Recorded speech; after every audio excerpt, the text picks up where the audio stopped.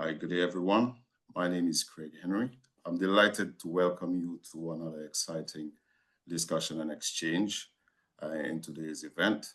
I would like to congratulate my colleagues who have gone prior to me, and I'm hoping that all of those of you who participated in the earlier discussions, I note that some of the comments were very positive with regards to the topic areas of discussion.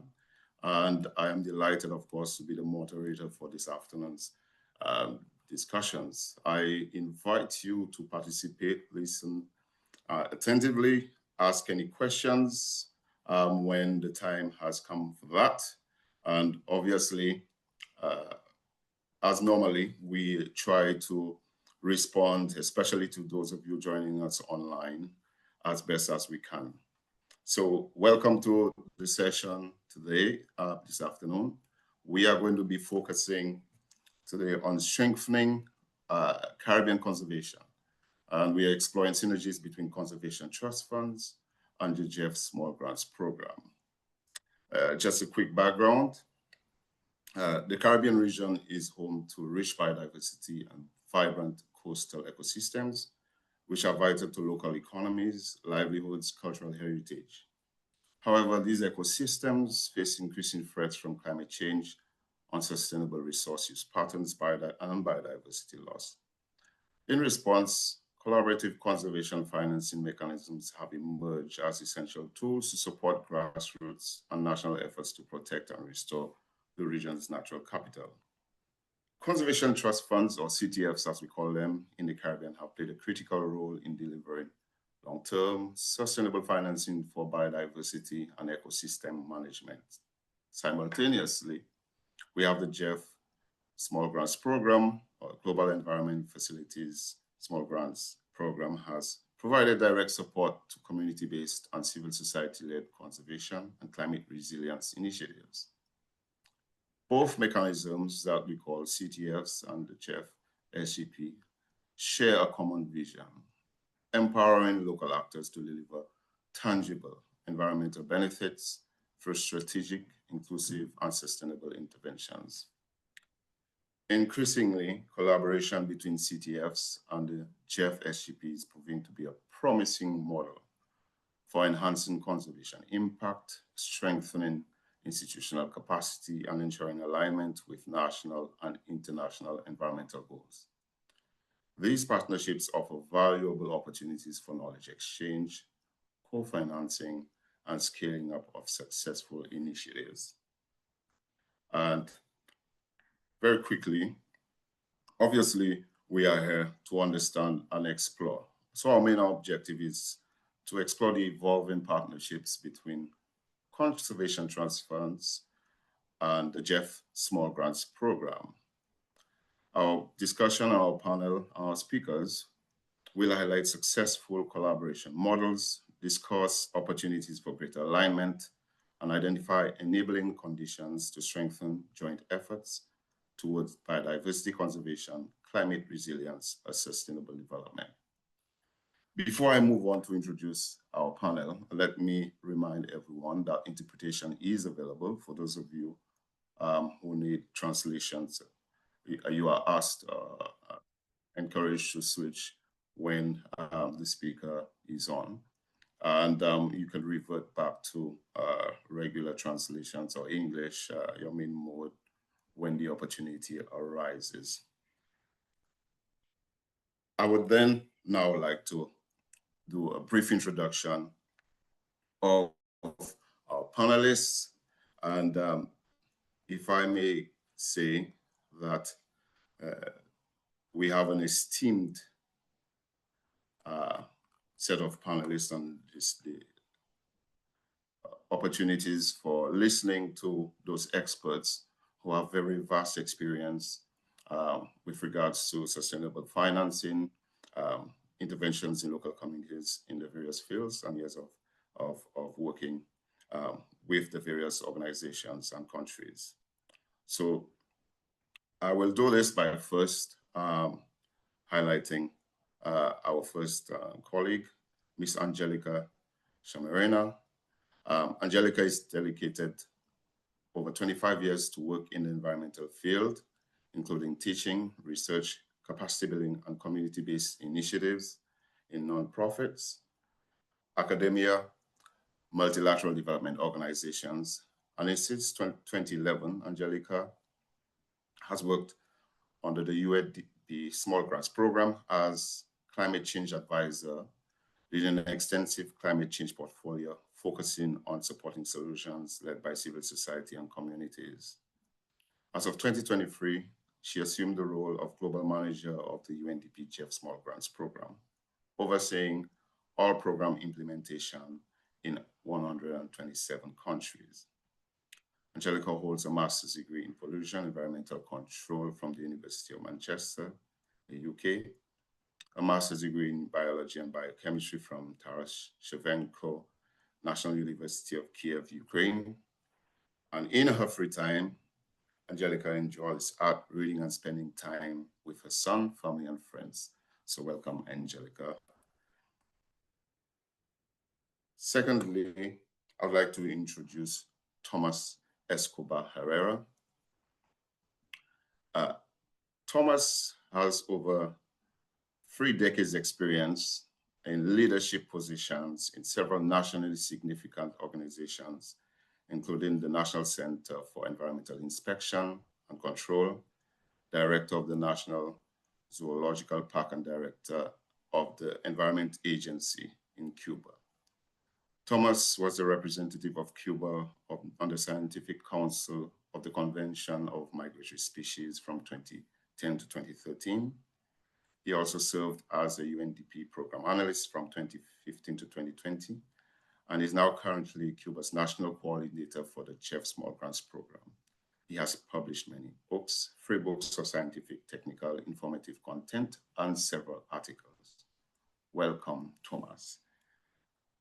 And last but not least, we have Frey de Koning. Frey works at Conservation International as the Vice President of Project Development and Impact of Conservation International's implementing agency for the Global Environmental Facility, GEF.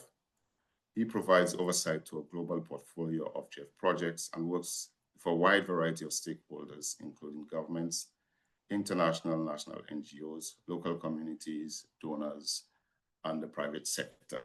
So all collectively, you can see there's a wide range of experience in the GEF Small Grants Program.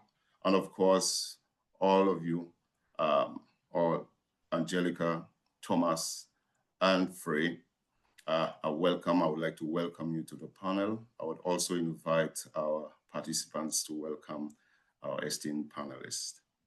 At this point in time, having introduced each of our partners, I'm going to move straight into the sessions at the point where we have individual presentations by each of our panelists, and each of our panelists are going to make a specific presentation on our opening question, which of course is, what are some of the successful examples of synergistic initiatives between the GEF Small Grants Program and of course the CTFs as funding mechanisms that have led to tangible conservation outcomes in the Caribbean region? Let me open to Angelica so that she can begin the presentation. Thank you.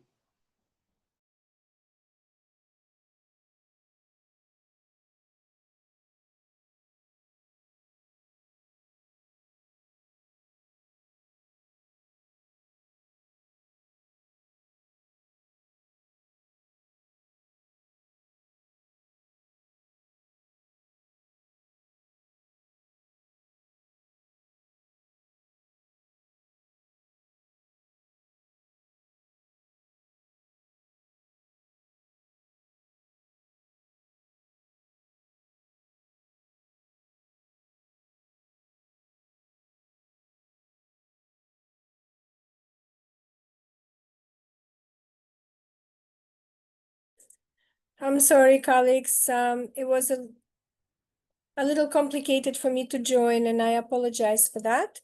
I would like to share a quick presentation.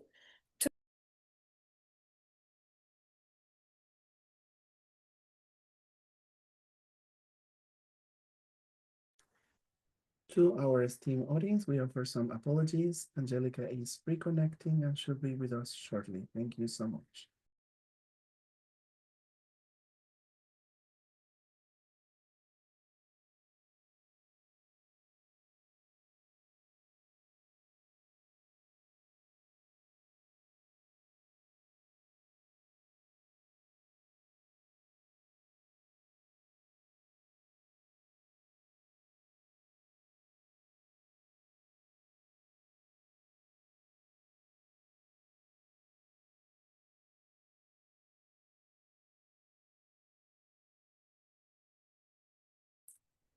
Hello, colleagues. Can you see and hear me well? Colleagues? Hello, Yes, can you we see are and hear seeing me Angelica, well? yes, we can see Okay, you now. I'm so Okay, yeah, sorry. I thank you. keep I'm having problems staying connected. I'm not sure why. I'm so sorry. I don't know, but it keeps throwing me out. I apologize, and thank you very much for this lovely introduction and inviting me to this webinar. I'm going to share a quick presentation, maybe framing our long-standing partnership with the CBF and seeing how we started working together and continue. So I'm going to share just one quick second. I hope it works. Okay, and now I need to make a view. 1 second. Slideshow.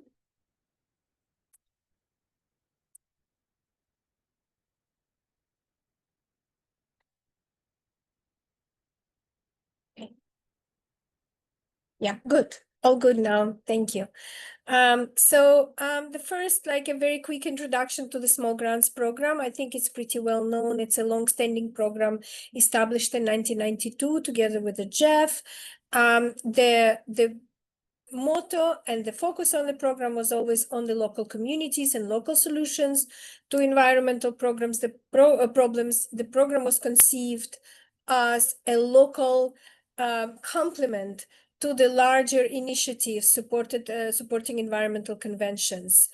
We in Small Grants Program always focused on grassroots initiatives, supporting the initiatives owned by the communities and providing financial and technical support together with the livelihoods focus. Because at the community level, you don't see separate problems like climate, biodiversity, or land degradation. You actually see the livelihood, the forest, the life of the community as a whole. So the ideas, the UNDP was an implementing agency.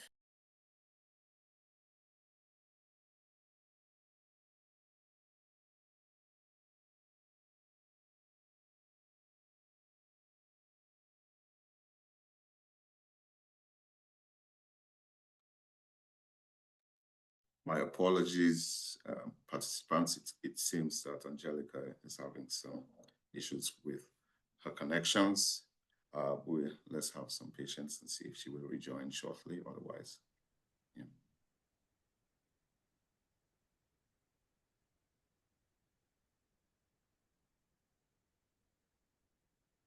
Hi, Craig.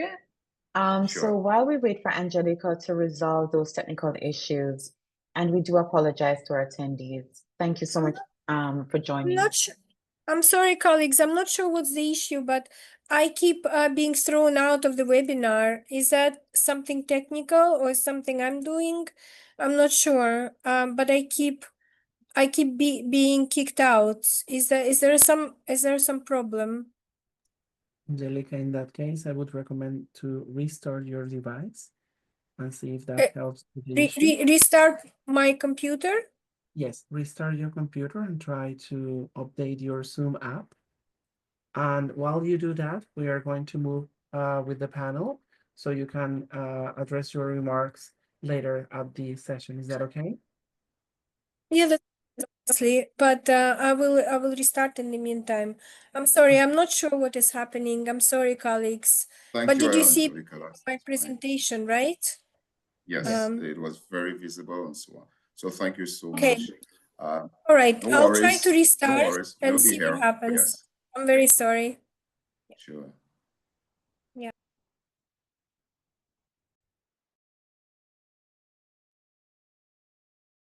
So our apologies.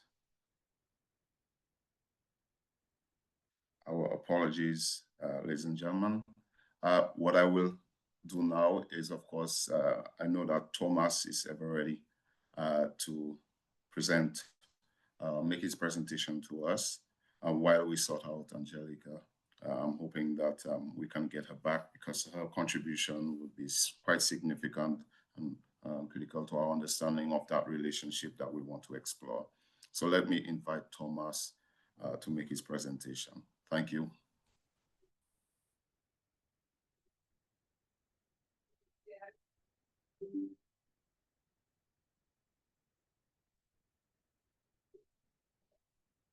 Hola, buenas tardes.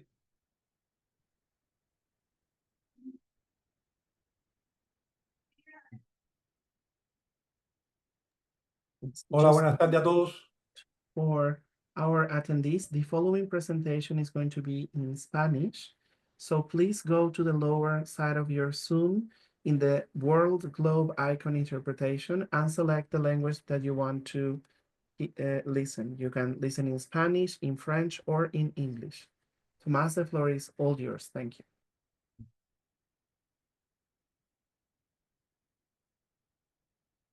Buenas tardes a todos.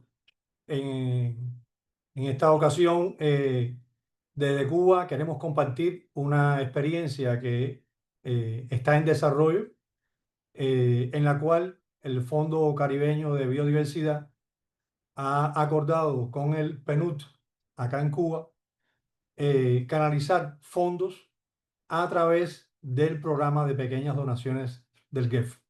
Es decir, para nosotros es una iniciativa totalmente nueva y es una experiencia que sabemos que va a aportar muy buenos resultados a la conservación de la biodiversidad en nuestro país. Yo he preparado una presentación, me voy a apoyar en ella para tratar de irle comentando los resultados que hemos alcanzado hasta ahora y lo que prevemos alcanzar en un futuro inmediato.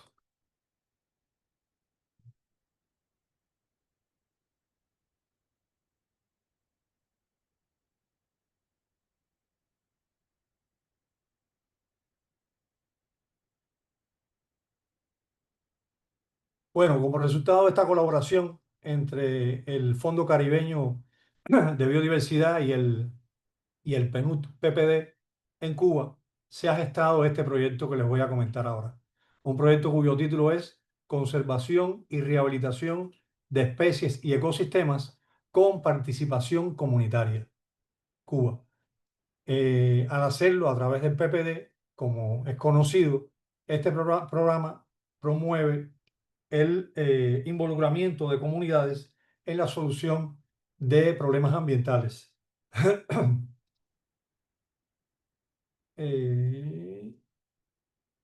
¿Cómo paso a la próxima? Estoy pasando aquí a la próxima. Me fui.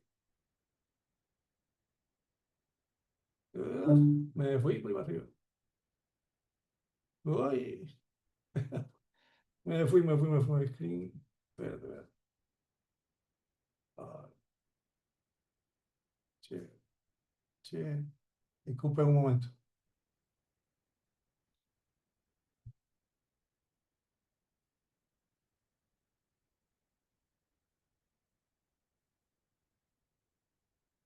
Este programa que es financiado por el CBF va a tener una duración de 5 años, empezando ahora en el 2025 y terminando en 2029. Y se ha acordado en un acuerdo financiero entregar el financiamiento en 3 momentos por un monto total de 1.050.000. El objetivo o desafío ambiental que va a abordar este proyecto es detener la creciente pérdida de biodiversidad y potenciar los servicios ecosistémicos en paisajes terrestres y marinos con involucramiento de las comunidades, por supuesto, para apoyar el desarrollo sostenible de este país.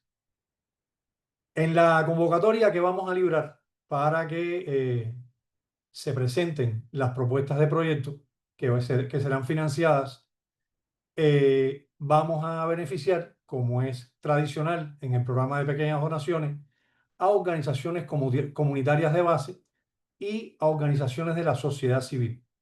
Justamente las vamos a convocar para que presenten propuestas de proyectos que permitan trabajar sobre la erradicación de las causas que propician la pérdida de diversidad biológica, tanto en paisajes terrestres, marinos y fluviales, así como la rehabilitación de servicios ecosistémicos.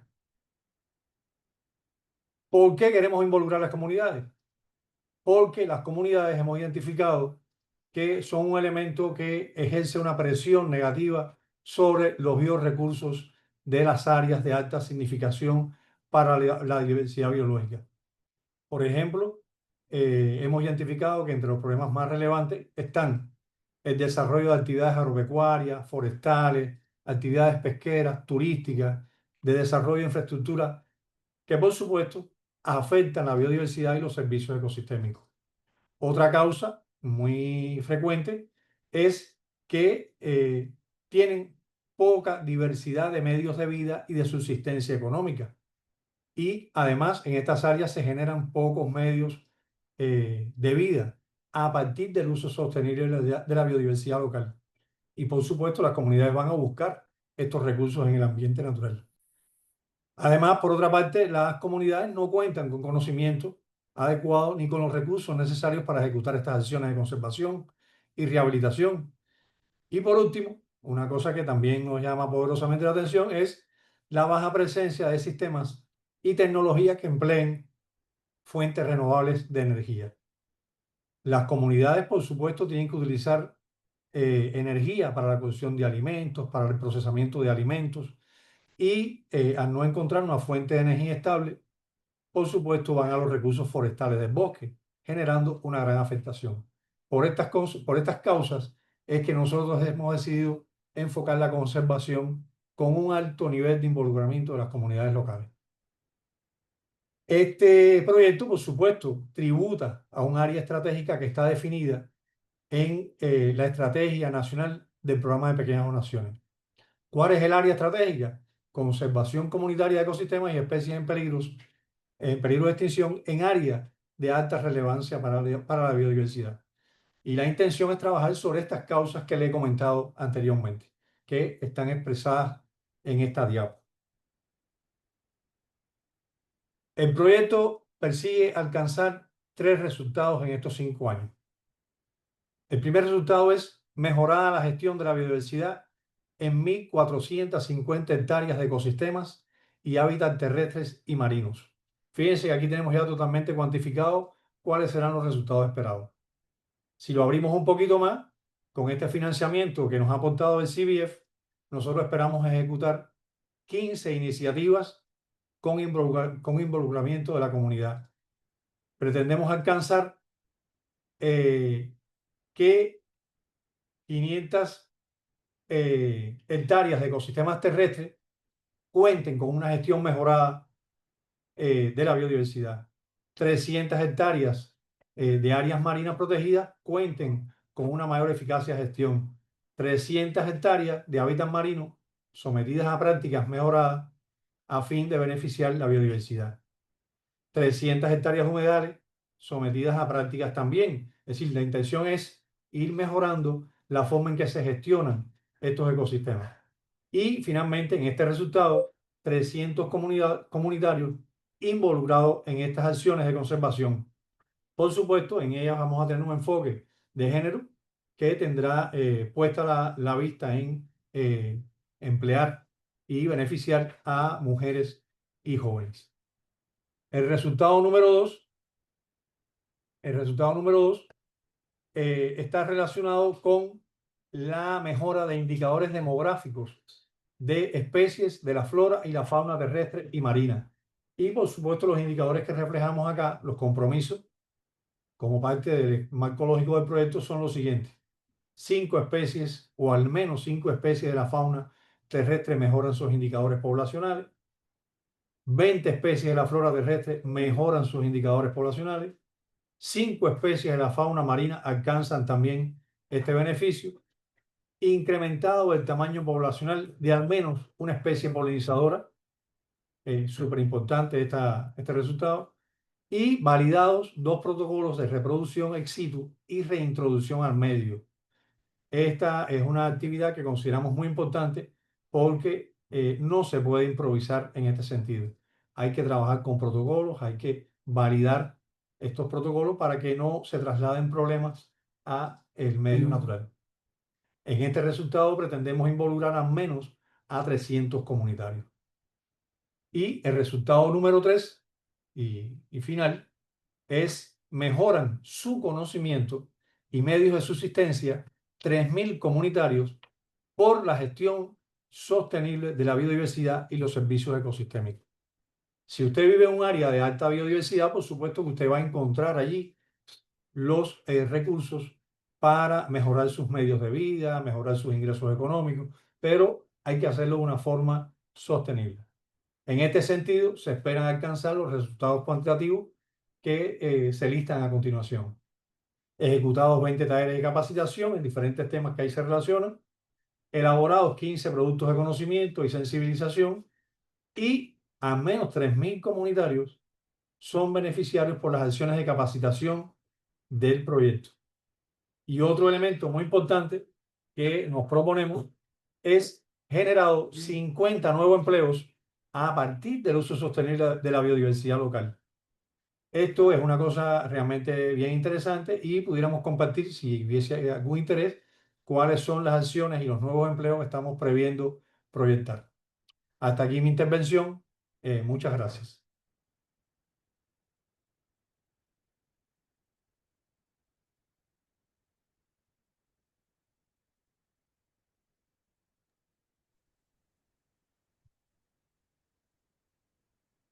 Thank you, Thomas, for a very explicit and, of course, interesting set of interventions that you have highlighted.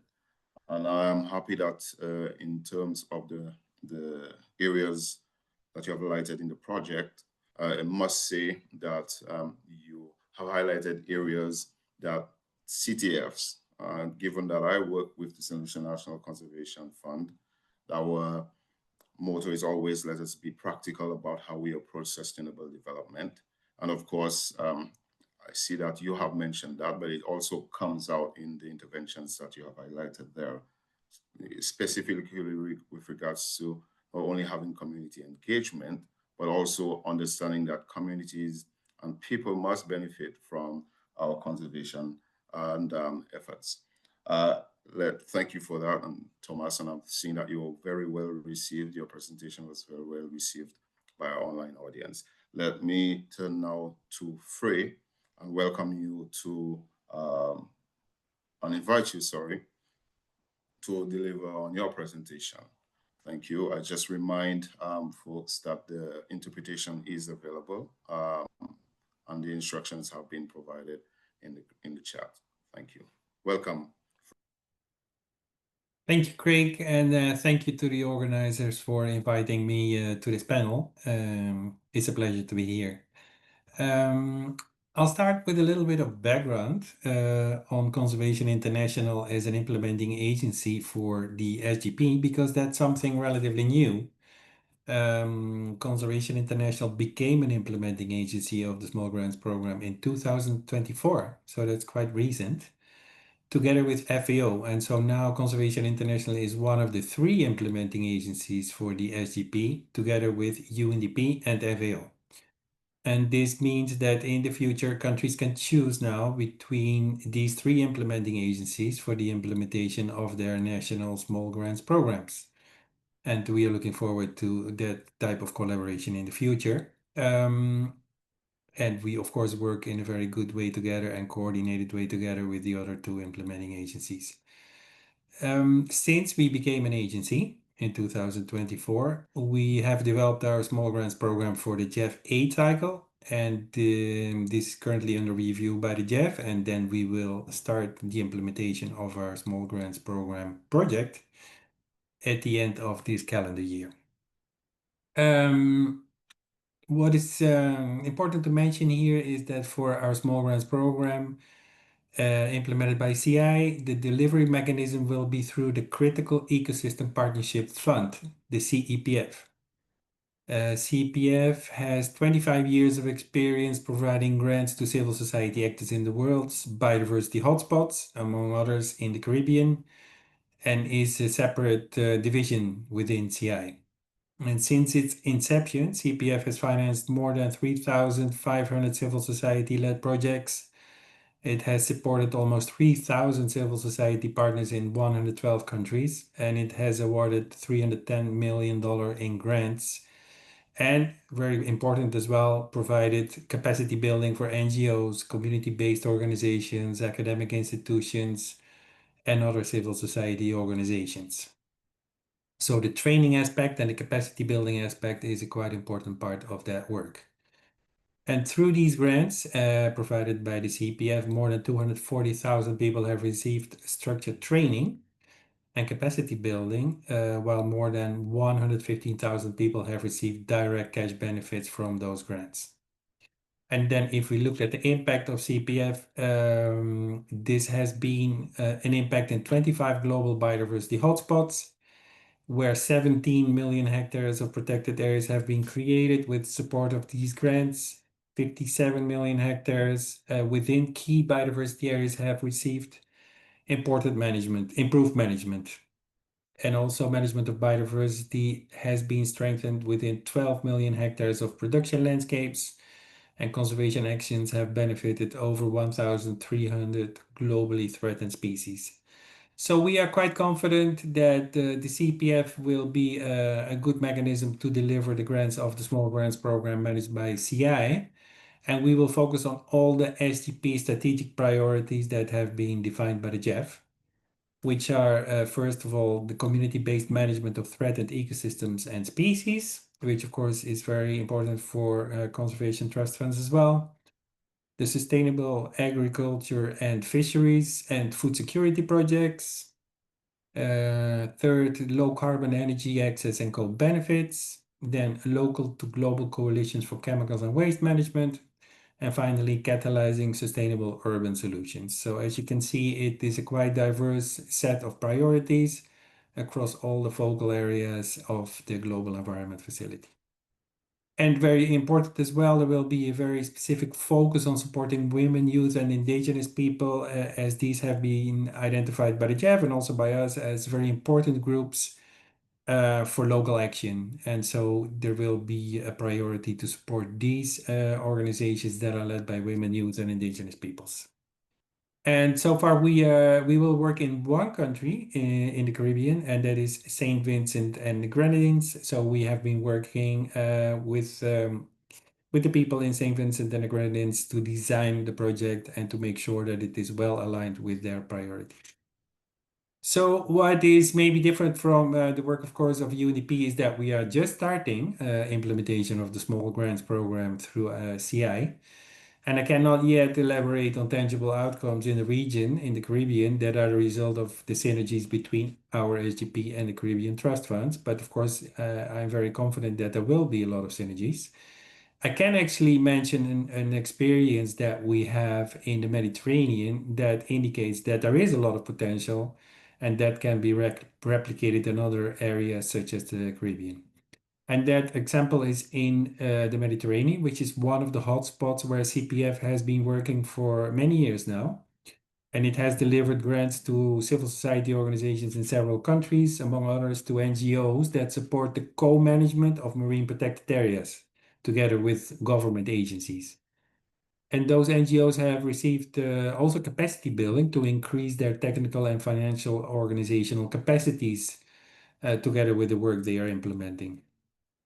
And as a JEF implementing agency, we are currently implementing a project that supports a Mediterranean Regional Conservation Trust Fund called the MET Fund. So the MET Fund has been set up with JEF funding and also funding from other donors, such as the French government and others, to provide grants to Mediterranean countries to support the management and co-management of marine protected areas.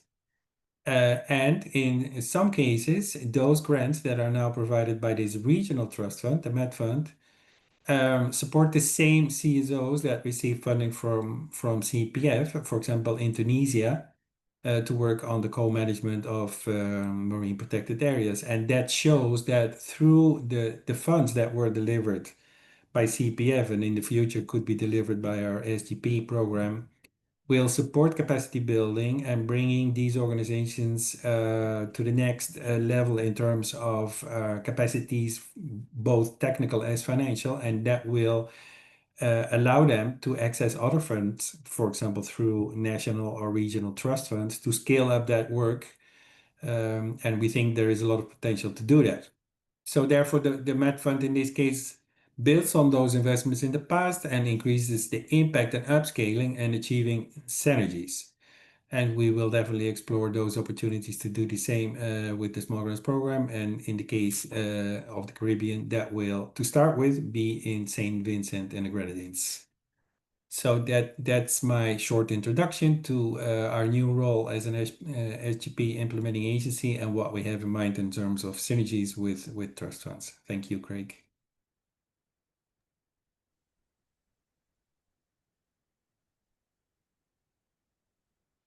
Thank you, Frey, for your presentation, quite informative, and as a matter of fact.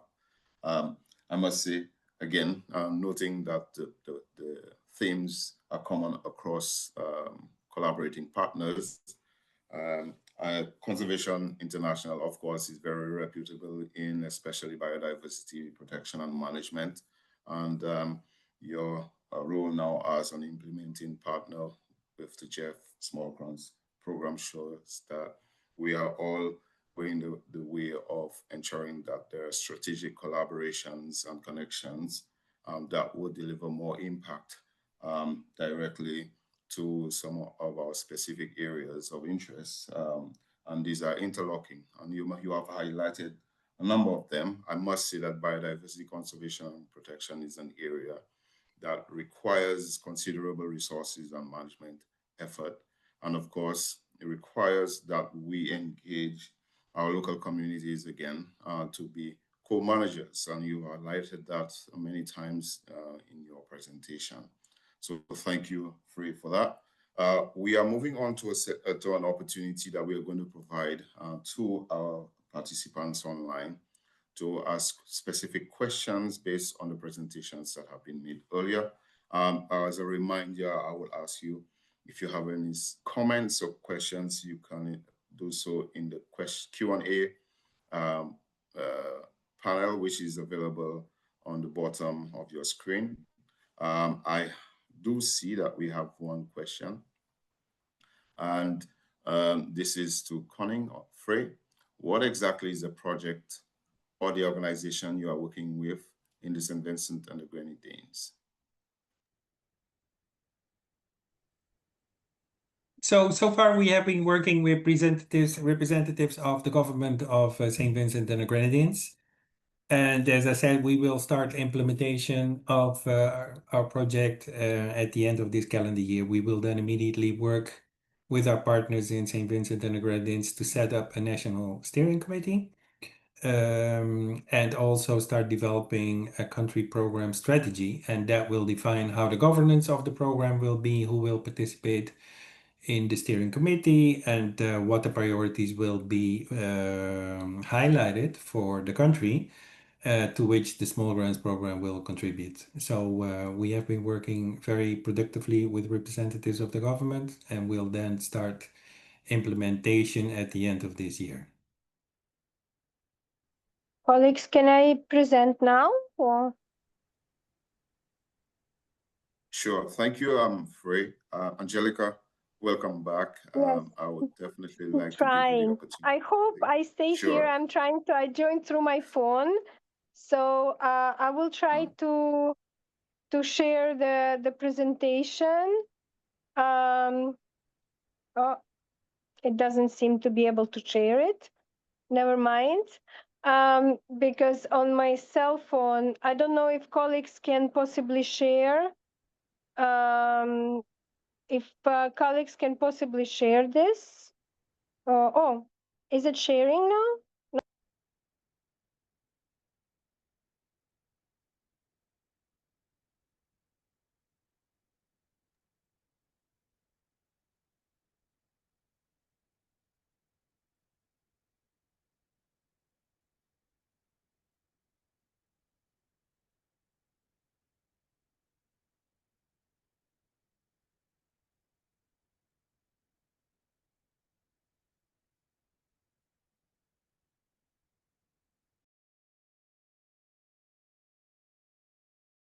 Hi, Angelica. You can move forward. I see your presentation has been uploaded.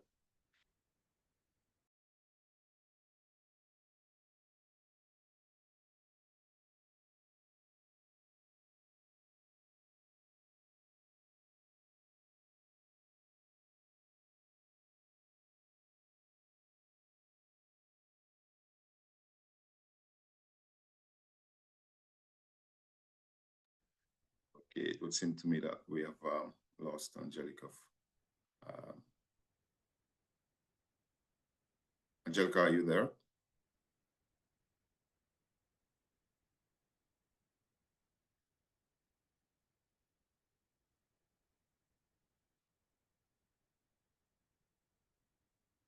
Yes. Again, our apologies. I do feel I understand Angelica's wanting and eagerness to present, but obviously she's having some challenges. And so we will continue to work with her to see how we can facilitate her joining us back.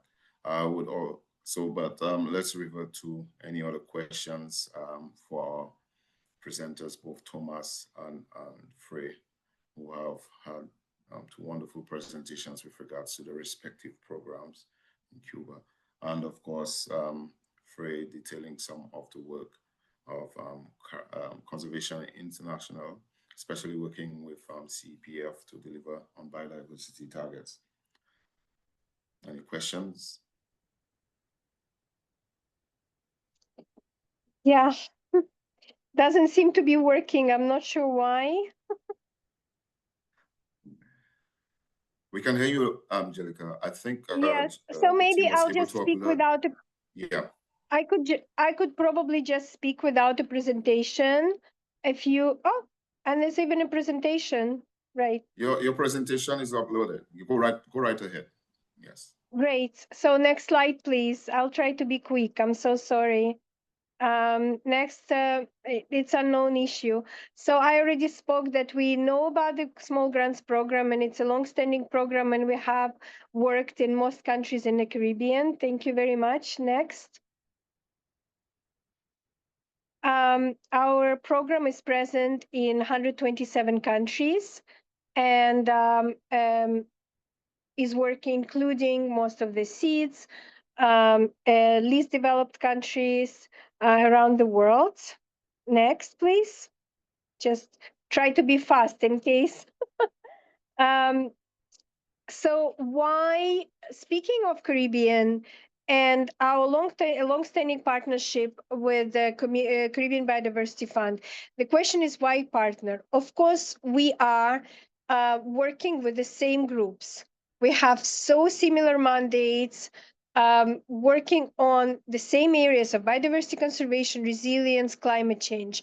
We work to empower the local actors. We work with the same groups, same partners. We have similar grant-making mechanisms. And of course, it's only logical and efficient to work together. Although, as we know, because each granting mechanism is separate, each donor requirement is separate. So there are silos and there are obstacles to working together. But in programmatic sense, it makes all the sense to work together in the Caribbean with CBF. Next, please.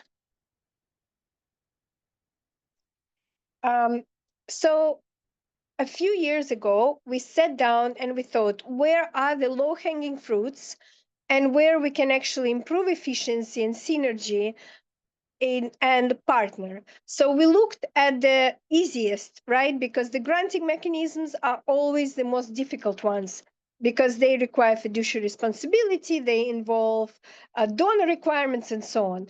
But we worked diligently to see where we can improve without tackling the most difficult questions first. So improving synergy in terms of expanding our initiatives and working in parallel, supporting one another and scaling up one another initiatives and ideas. Enhancing knowledge exchange, of course, bridging our local, global, and regional knowledge outreach exchanges that are happening between our partners in the region. And also join other programs and activities together where feasible. Next, please. So one back. Okay. One. That's fine. Next. Yeah. Current collaboration. So just wanted to say a little bit about our current collaboration. We are trying to identify and had implemented some joint capacity building activities, workshops, networking, and knowledge sharing. We organize joint calls for proposals or aim to organize joint calls for proposals, evaluations, review and selection of projects, co-financing of projects, monitoring evaluation together, activities together, and exploring potential sustainable financing mechanisms with the partners. Some of this came to pass, some still in the future, but we are working on it. So one example of successful partnership is in Bahamas with Bahamas Protected Areas Fund, and that's which launched an initiative entitled Capacity Building Training for Local NGOs. And that's, oh, sorry, just leave the Bahamas for a moment. Yes. And so you see the results of these initiatives with 95 leaders from 54 civil society organizations receiving training and providing participants with the tools to improve the organizational efficiency and access funding, foster collaboration between organizations. So if this is one of our successful attempts. The other one is Cuba, which is a stand in its own, and you heard Tomas's presentation. This is something that much stronger, much closer collaboration that we achieved, basically delivering funds through UNDP and through SGP program for CBF in Cuba. Also, the knowledge fairs. There's another example in Barbados Knowledge Fair in 2023. We co-organized together in St. Lucia, the Red Luck meeting as well. We shared experiences and collaborated on that. So some of these things came to pass.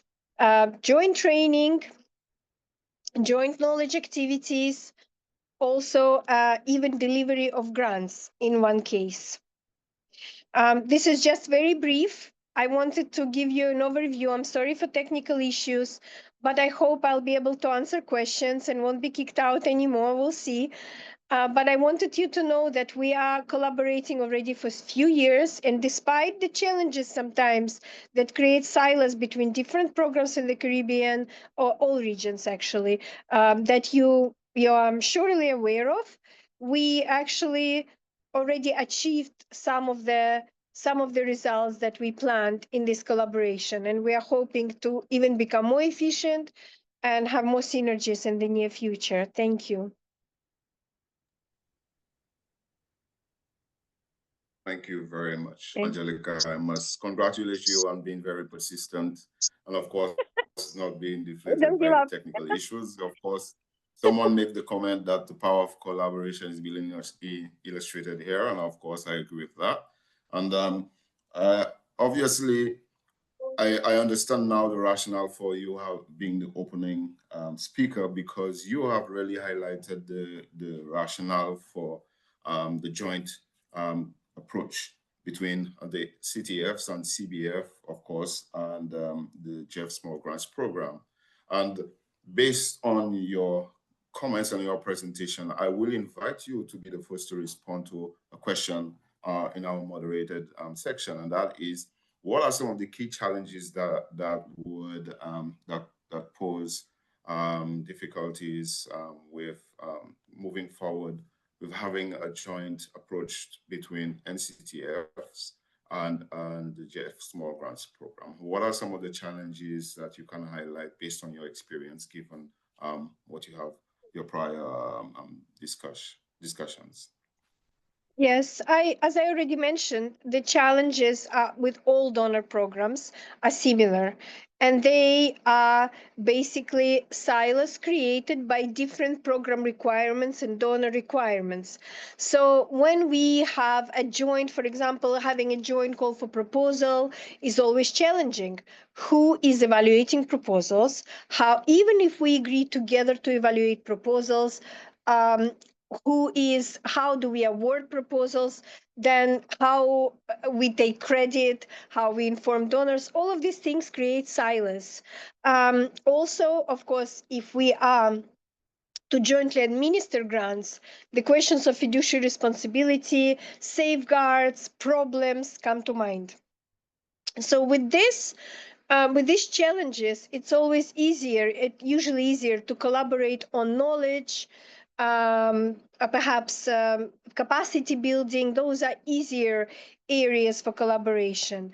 Why and how can we address the challenges with the donors? It's a good question. It's hard to say, but there's only two ways. You either work in parallel, where each organization implements projects and reports to their donor, and then try to have synergies in other softer areas, or one organization delivers for another. And that's possible.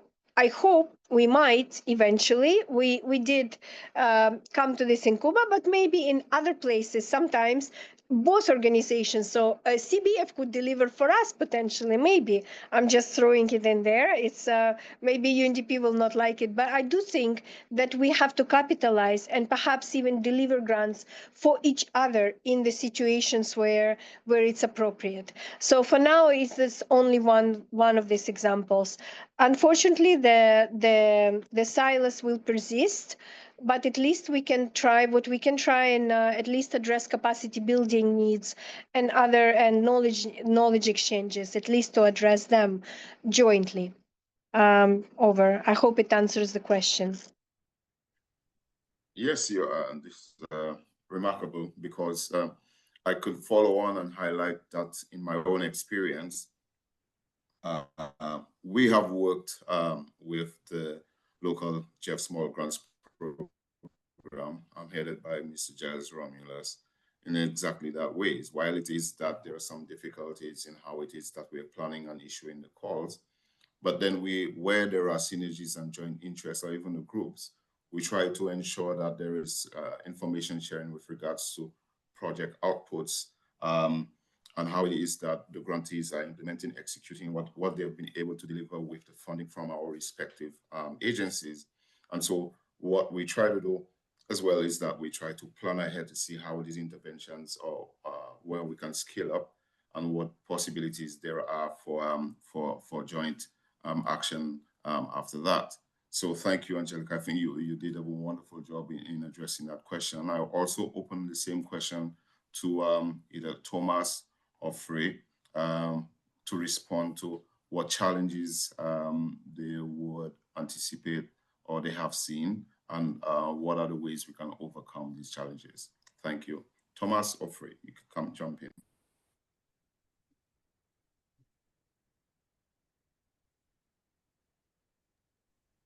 Yeah, I can jump in.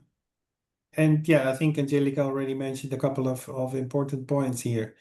Of course, there will be differences in priorities, constituencies, and mandates of the SGP and the national trust funds or the regional trust funds. But there will also be a lot of overlaps, right, in the mandate, in the mission, and the objective they want to achieve. There could be overlaps in geographies within countries, there could be overlaps in thematic areas, or even the recipients of the grants, right? The civil society organizations that work with these funds. As I mentioned, in the case of the small grants program, there is normally a national steering committee that oversees the program, and a country program strategy that defines priorities, geographic priorities, thematic priorities, etc., and the procedures of granting. Of course, the National Steering Committee should have a broad representation of society, right? With representatives of the different sectors, government, civil society organizations, community-based organizations. Of course, it would make a lot of sense if in the SGP National Steering Committee there is representation also of the National Trust Fund, so that there is an opportunity to improve or to make sure that there is alignment between the country program strategy and the governance of that and the strategies of the conservation trust funds in the country. That doesn't mean that they are going to do exactly the same, but I think there is a good opportunity to optimize the work, to optimize the collaboration, find those synergies, and build upon each other's work. In the example I gave earlier about the Mediterranean, I think that is one example where grantees that have developed innovative approaches can then maybe scale up their work with others. And I think there's also a lot that we can learn from each other, right? Where different grantees can learn from each other, where the work of the trust fund as well as the SGP program generates lessons learned that we all can use. And that way we can improve the impact at the national level and maybe even at the region level. So I think there are a lot of opportunities. I think that the main issue to address, or it's not even an issue, the big opportunity here is to make sure that there is a good coordination and collaboration. Thanks. Thank you, Freya, and that was quite pertinent. And I noted that you emphasized, you probably brought out an example that I am more familiar with, and that is when you have national steering committees of various projects or organizations or programs, you try to convene a committee that does have or is made up of various agencies who can share the information and perhaps have a higher level of coordination among partners.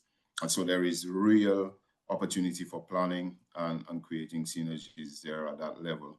There is a question for us, but I'd also want to invite Thomas, if he wants to address the question that I posed, and provide him with an opportunity to highlight any examples that he may have.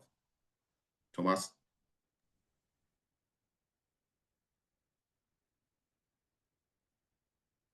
Sí, buenas tardes. ¿Hay alguna pregunta?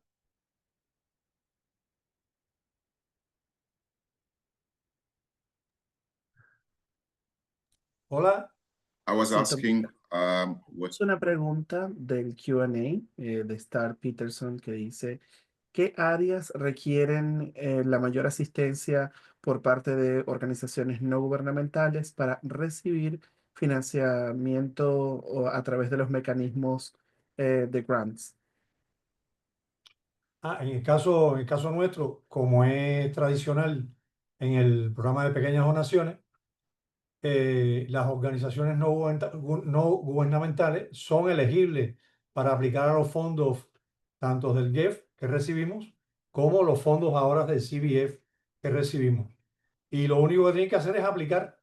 Las convocatorias nuestras definen las temáticas y recibimos y apoyamos, los ayudamos a formular las propuestas de proyecto, de modo que puedan abarcar algunas de las áreas que atendemos nosotros, a saber, manejo sostenible de tierra, es decir, proyectos que vayan encaminados a mejorar la capacidad productiva de los suelos y su conservación, proyectos que tengan que ver con la conservación y el uso sostenible de la biodiversidad. Atendemos también el manejo sostenible de agua, el uso eficiente del agua, el tema de la transición energética hacia el uso de fuentes renovables de energía, tanto para la movilidad eléctrica como la generación eléctrica, son temas que también apoyamos. En el caso de Cuba, tenemos varias ONG que sistemáticamente aplican a nuestras convocatorias y hemos tenido magníficos resultados con ellas.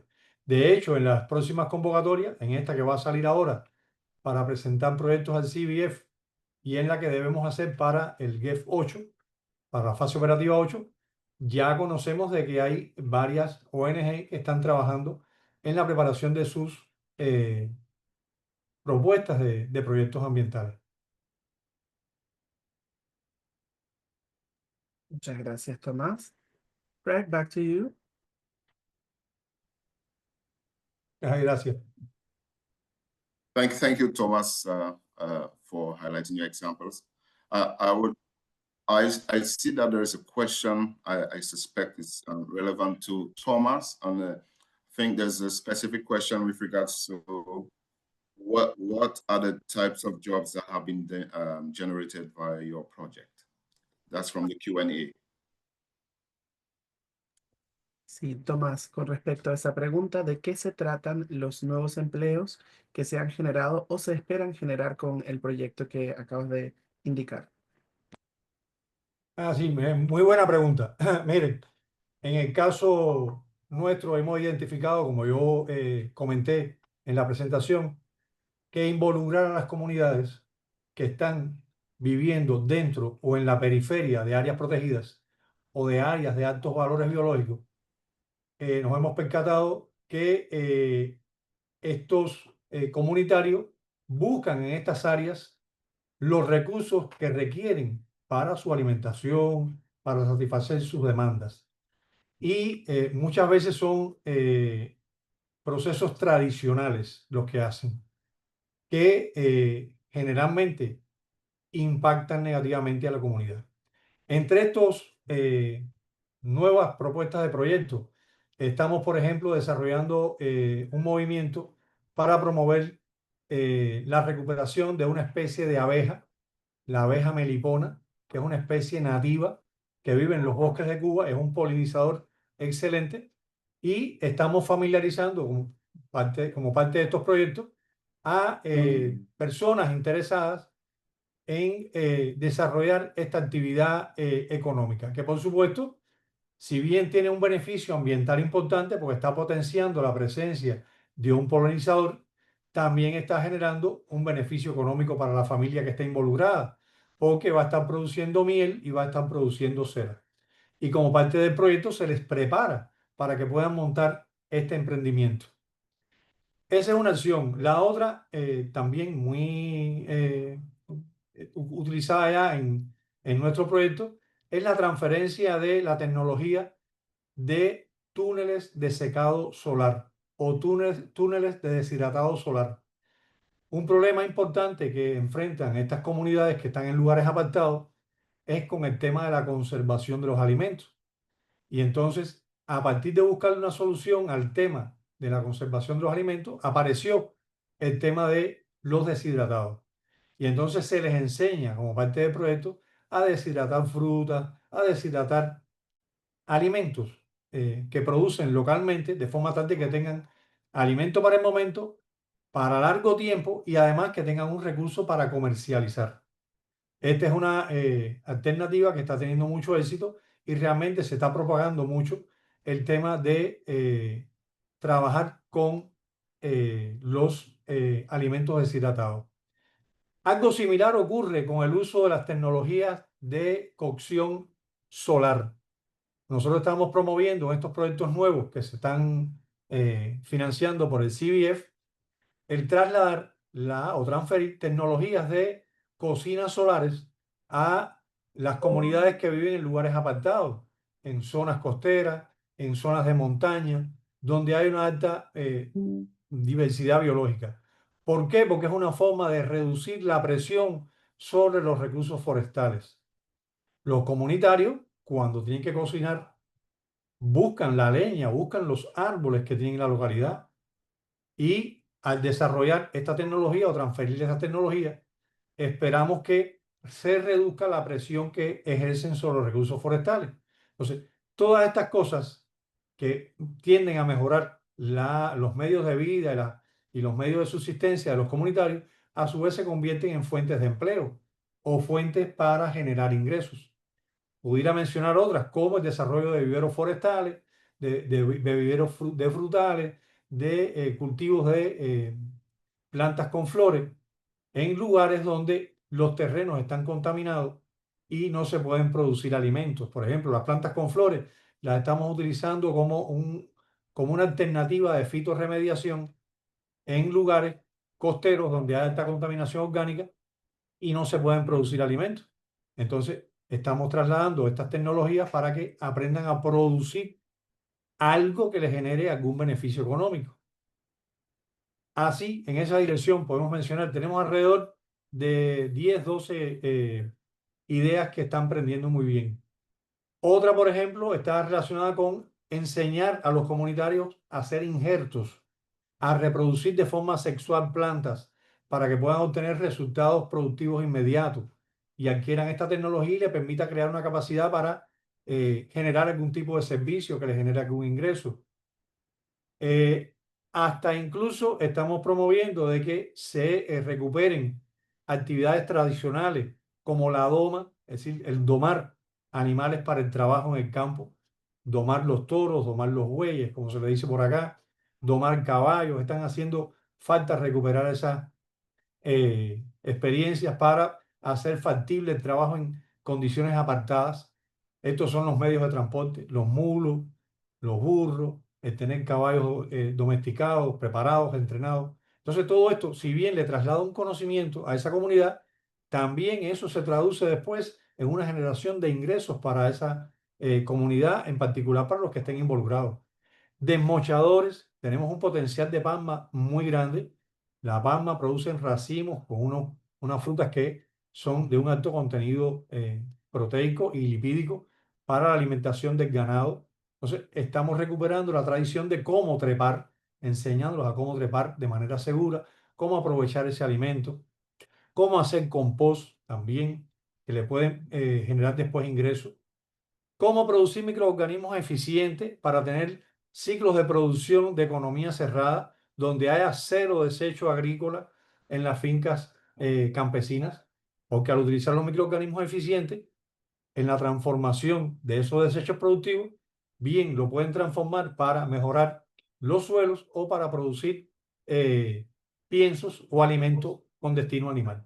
En fin, no sé si satisfago porque es muy rápido el tiempo, pero sí tenemos varias ideas que podemos ir compartiendo y la vamos a ir compartiendo por las diferentes redes en la misma medida que los proyectos se vayan aprobando. Muchísimas gracias.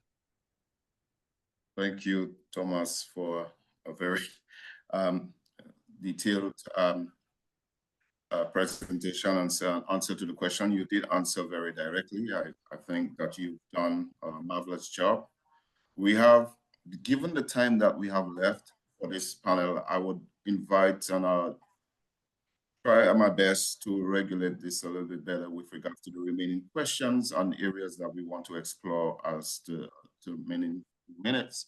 So I have a question. There are two questions in the Q&A, and I will have to make the executive decision to allow just these two.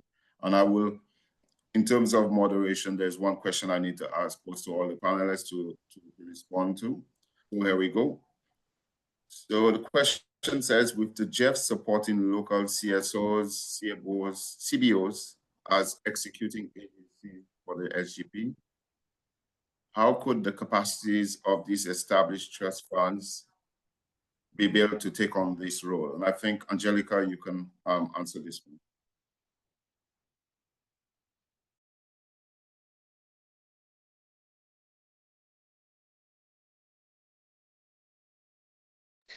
Sorry. Okay, I'm unmuted. Yes, this is exactly tracks with what I was trying to say about delivering funds, right?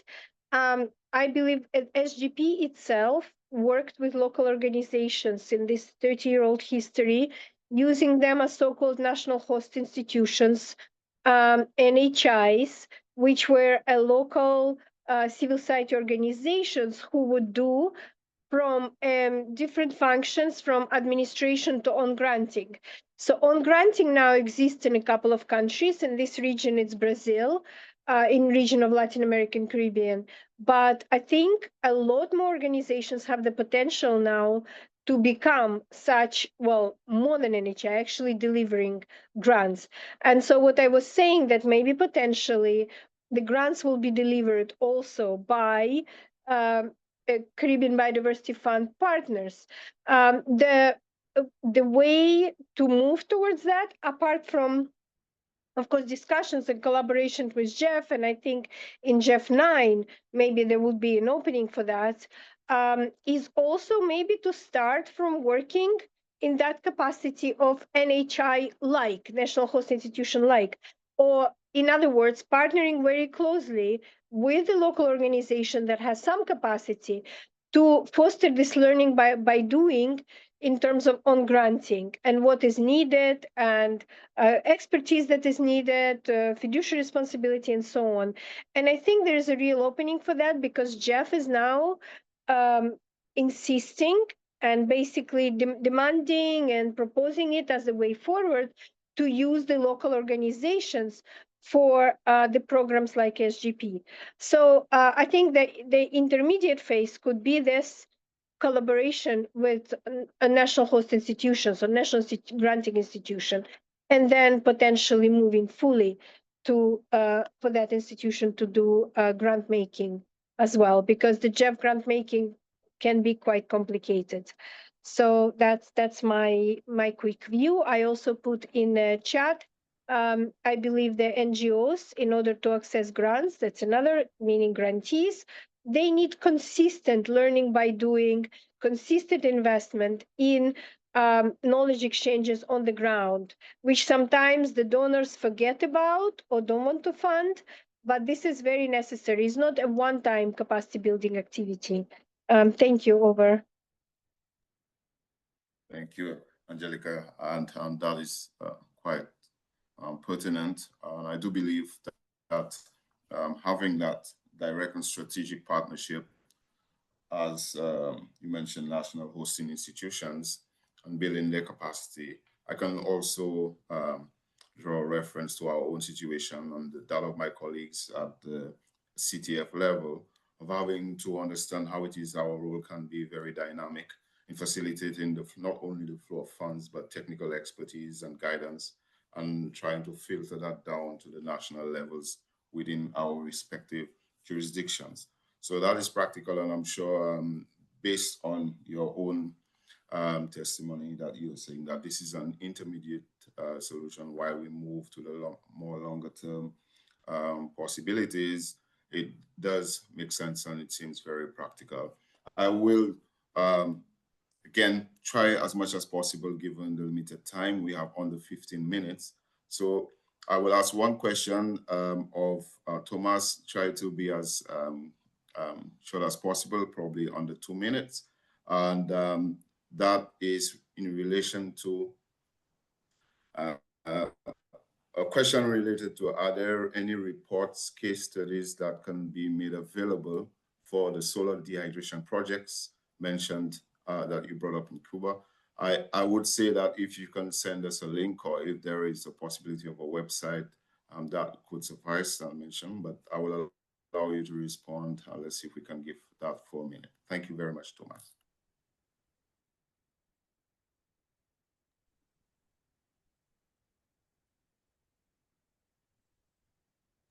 Sí, Tomás, la pregunta que hizo Craig se refiere a una pregunta de la audiencia, que si existe algún reporte o algún caso de estudio que puedas compartir con respecto a los proyectos de deshidratación por energía solar que mencionaste.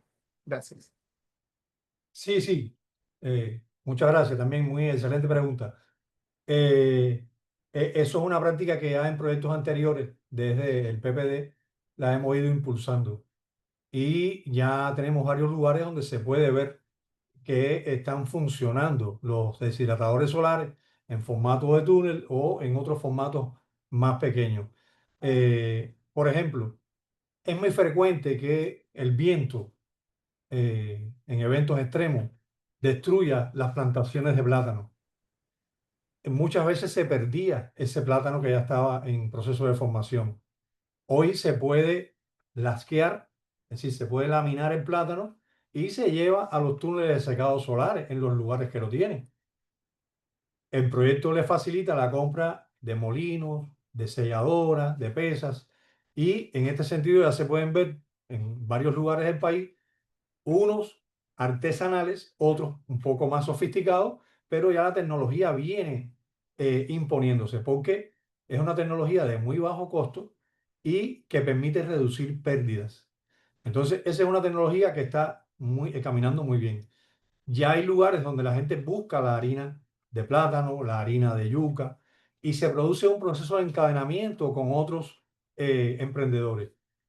En Cuba no es un secreto, hay un déficit de harina para hacer pan y hay lugares, de harina de trigo me refiero, y hay lugares ya en el país donde es frecuente encontrar pan de manera local que se está produciendo con harina hecha a partir de harina de yuca o dulces.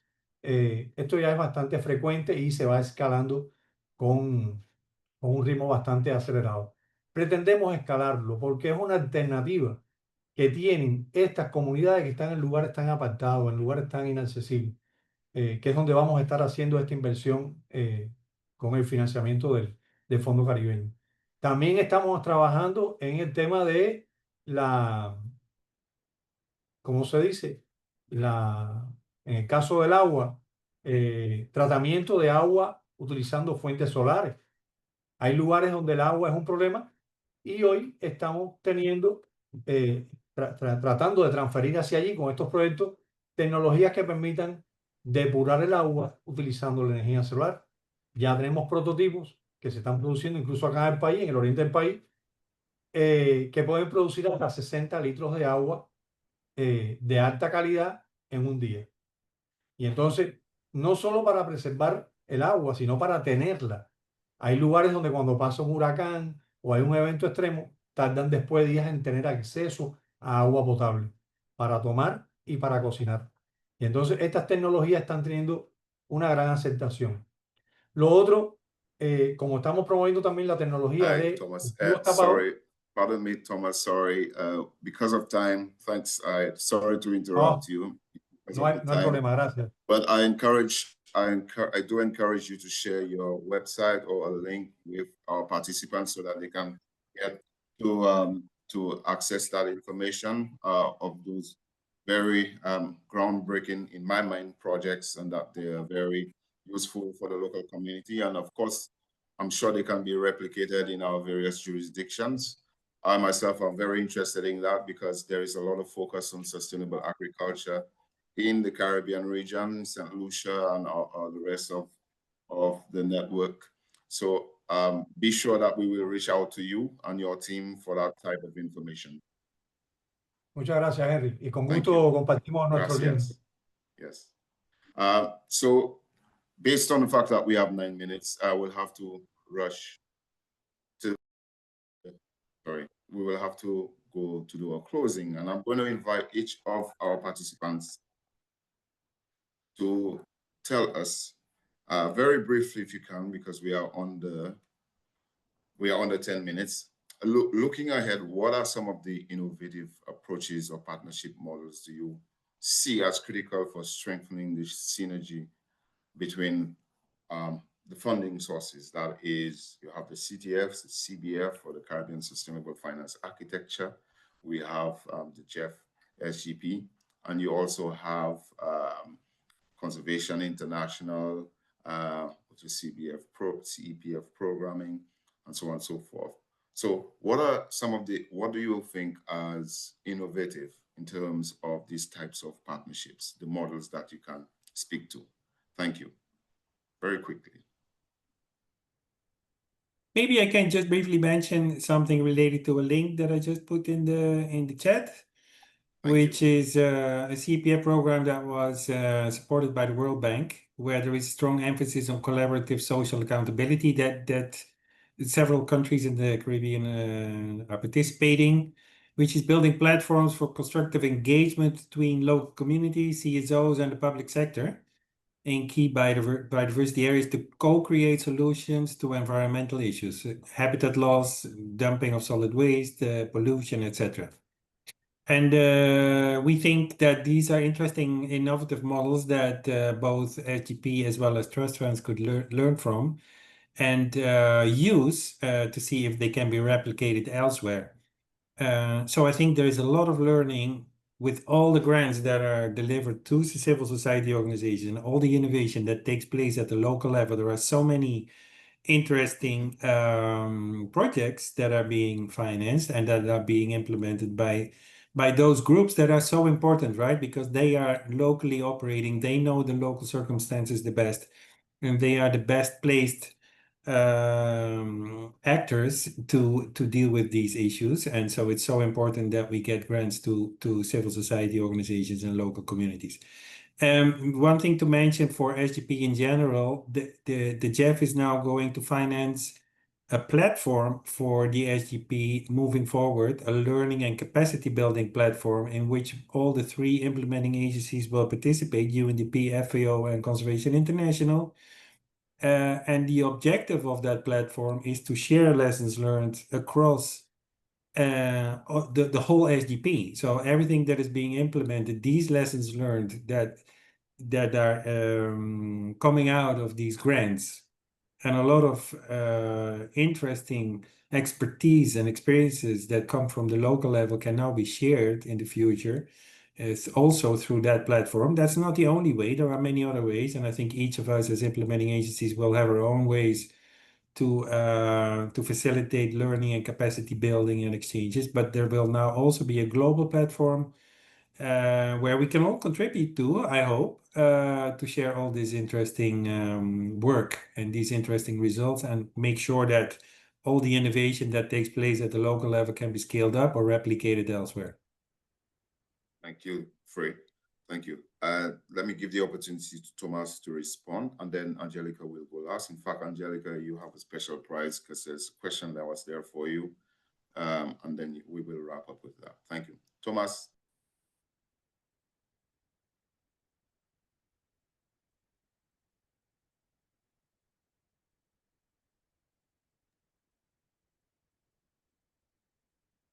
Oh, Thomas, I just wanted you to speak to any models with regards to strengthening that partnership.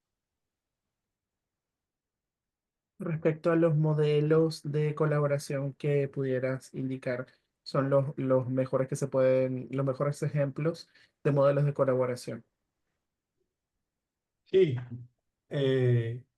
Bueno, en esta presentación hemos comentado sobre la colaboración que estamos en desarrollo, que tenemos en desarrollo con el Fondo Caribeño de Biodiversidad, lo cual para el programa ha sido una bendición, ha sido un proceso muy interesante y muy expedito. Estamos muy satisfechos con la forma en que trabaja el CBF, con los intereses y los indicadores que tienen, porque están en estrecha armonía con los intereses del programa nuestro y con los intereses del país. Hay una alineación total entre la forma en que trabaja el PPD, los intereses que tiene el CBF y los intereses que tiene el gobierno cubano en relación con las acciones que está desarrollando para conservar y lograr el uso sostenible de la biodiversidad. Eso es lo que le puedo decir, que por lo menos con el CBF parece que vamos a tener una relación profesional muy interesante y estamos trabajando muy seriamente para que los resultados que hemos incluido en ese documento de proyecto puedan ser alcanzables en el periodo de tiempo que hemos comprometido. Muchas gracias. Gracias, Thomas. Very pointed, and congratulations, of course, kudos to the CBF team for assisting in that process, because of fact and matter, they have designed the project. So, Angelica, you have the last word with regards to the question. I think what is the most promising areas of themes which CTFs and JEF SGP partnership should be explored. I'll give you the floor right now for about 1.5 minutes, and then we'll wrap up. Basically, I just want to name two directions. And also one of them is and maybe even both, also responds to your question in terms of innovation, models, and so on. So I believe Caribbean region in particular is a particular region with island countries collaborating quite closely between themselves, and a high level of education, universities, and in those countries. This is very important. That may be not present in other regions in the world to the same extent. So knowledge, I believe, and actually codifying, understanding this innovation, and sharing across the region and sub-region, I think those are very important, both as our collaboration. And I also wanted to give example of St. Lucia. At least in our program, we're really trying to emphasize knowledge, professional, with, let's say, apiculture, but also other, involving universities, involving educational institutions to codify, to make these programs long-standing, to pass this knowledge further. So I think very important that this community innovations linked to these higher levels of knowledge, to university programs, to particular across Caribbean, which is, I think it's very important. So this is one. And the other one that I already mentioned is capacity building of local institutions so that they can deliver grants and assistance. It's already happening. And I don't know if Risa is still on or has been kicked out. We've been also discussing, for example, with 5Cs, with Canary, various collaborations across the region, not only to deliver grants, but also knowledge, capacity building, and all of that, but as well as grants. So I think for the future, those are two most important directions, because we are seeing many changes in the world. You know, we're seeing perhaps impact of AI on many spheres. Of course, it's maybe far from a grassroots community, but it's not far if we take it further. And if we look at what donors and private sector is interested in, and how we can present and link those community innovations with higher levels. And I think in the Caribbean region, it's a unique opportunity to do that. Many educated people, many people understanding these larger trends and working. So connecting with the grassroots, very important. And I think we can work together on that with the CBF very closely. Over. Thank you so much, Angelica. And of course, Yes. let me say that time went by very quickly, and let me say again, mention my deep gratitude to the panelists, Frey, Thomas, and Angelica, for sticking with us and for, of course, delivering on specific areas of interest. It's on of how we strengthen the operations between CTFs, the CBF regional program, conservation finance program, obviously, and of course, the Jeff Small Grants program. We know that there are operations. I highlight that mention was made of how these things can be strengthened going forward. There are several ideas that have been put forward by you in terms of how practical programs, investments in local community, specifically around co-management, capacity building, not only at the CTF level, but at the grassroots level, so that whatever this can go back to achieving some of our conservation goals and efforts. And I note that there is specific mention of the fact that we need to have the knowledge sharing capabilities and make it more of established rather than